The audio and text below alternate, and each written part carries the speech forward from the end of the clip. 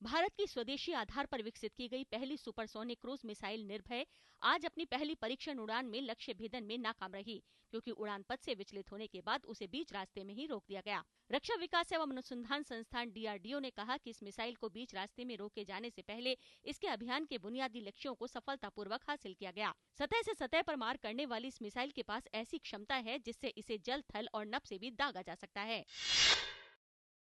दिल्ली में चलती बस में युवती से गैंगरेप के बाद इंडिया गेट पर हो रहे हंगामे के दौरान कांस्टेबल सुभाष तोमर की मौत पर दिल्ली पुलिस ने आखिर मान ही लिया कि उसने इसमें बेगुनाह लोगों को फंसाया था।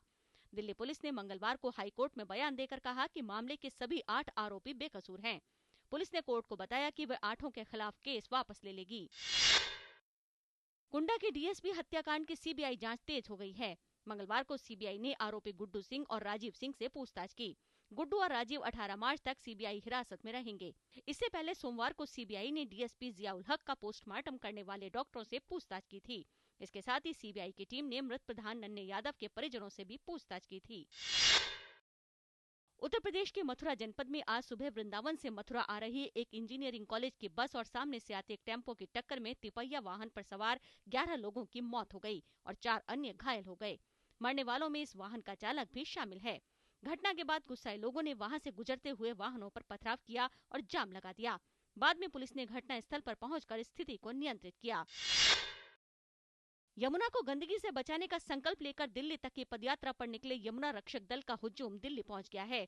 हालांकि जंतर मंतर पहुंचने से पहले ये यात्री हथनीकुंड बैराज से जल्द और पानी छोड़ने की मांग कर रहे हैं। उधर सरकार ने यमुना नदी के समानांतर 22 किलोमीटर लंबा नाला बनाने की उनकी मांग मान ली है। सुरक्षा के लिहाज से प्रशासन ने करीब 4000 पुलिसकर्मियों को तैनात किया है।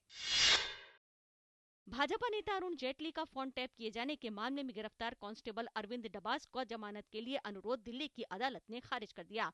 गौरतलब है कि डबास को 14 फरवरी को गिरफ्तार किया गया था। डबास पर आरोप है कि उसने जेटली के फोन डिटेल निकलवाने के लिए पुलिस के सहायक आयुक्त के आधिकारिक ईमेल से मोबाइल सेवा प्रदान करने वाली कंपनी को मेल भेजा था। खुदरा मुद्रास्फीति लगातार 5वें महीने बढ़ते हुए फरवरी 2013 में 10.91% पर पहुंच गई। जनवरी में ये 10.79% थी। सब्जी, खाद्य तेल, मोटे अनाज और दूध, मांस और ऐसी प्रोटीन वाली खाद्य वस्तुओं के खुदरा दामों के अपेक्षाकृत ऊंचा रहने से मुद्रास्फीति बढ़ी है। शहरी क्षेत्रों के उपभोक्ताओं से संबंधित खुदरा मुद्रास्फीति फरवरी में बढ़कर 10.84% हो गई, जो पिछले महीने 10.73% थी।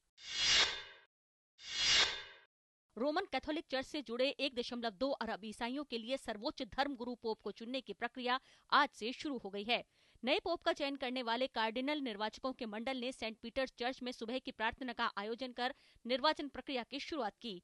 रोम में शाम ढलने के साथ सभी 115 कार्डिनल सिस्टीन चैपल में पहुंचकर नए पोप का चुनाव करेंगे।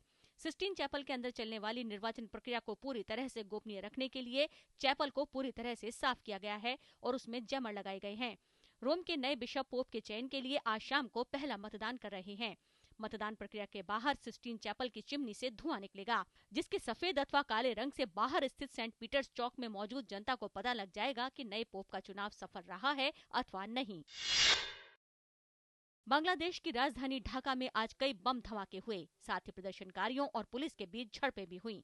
बांग्लादेश में विपक्षी दलों ने पुलिस ज्यादतियों के खिलाफ एक दिन की राष्ट्रव्यापी सामान्य हड़ताल का आह्वान किया, जिसके चलते जगह जगह प्रदर्शन हुए। मुख्य विपक्षी दल BNP आगामी चुनाव के मद्देनजर देश में कार्यवाहक सरकार की मांग कर रहा है। कोरियाई प्रायद्वीप में लगातार तनाव बढ़ता जा रहा है। संयुक्त राष्ट्र द्वारा कड़े प्रतिबंध लगाने और दक्षिण कोरिया और अमेरिका के संयुक्त सैन्य अभ्यास से भड़के उत्तर कोरिया ने युद्ध विराम संबंधी समझौतों से हटने की बात कही है। उत्तर कोरिया के सर्वोच्च नेता किम जोंग उन ने बैंगनियोंग द्वीप को नष्ट कर देने की धमकी दी है। हालांकि चीन ने मामले के समाधान और तनाव कम करने के लिए बातचीत पर जोर दिया है। उधर अमेरिका ने उत्तर कोरिया पर दबाव बढ़ाते हुए कुछ और प्रतिबंध लगाए हैं। गौरतलब है कि उत्तर कोरिया ने पिछले महीने तीसरा परमाणु परीक्षण किया था, जिसके बाद संयुक्त राष्ट्र ने उस पर प्रतिबंध लगा दिए थे।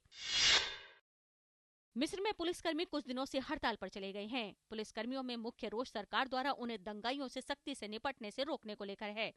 पुलिसकर्मियों का कहना है कि उन्हें दंगाइयों की हिंसा का तो शिकार होना पड़ रहा है, लेकिन वे उनसे सख्ती से नहीं निपट सकते हैं। पुलिसकर्मियों को दंगाइयों से निपटने के लिए सिर्फ अश्रु गैस और पानी की बौछार करने की ही इजाजत दी गई है, जबकि दंगाई उन पर खतरनाक हथियार से हमला करते हैं। हड़ताल के चलते मिस्र में 50 से ज्यादा पुलिस स्टेशनों के दरवाजों को बंद कर दिया है। यहाँ पर सेना दंगाइयों से निपट रही है।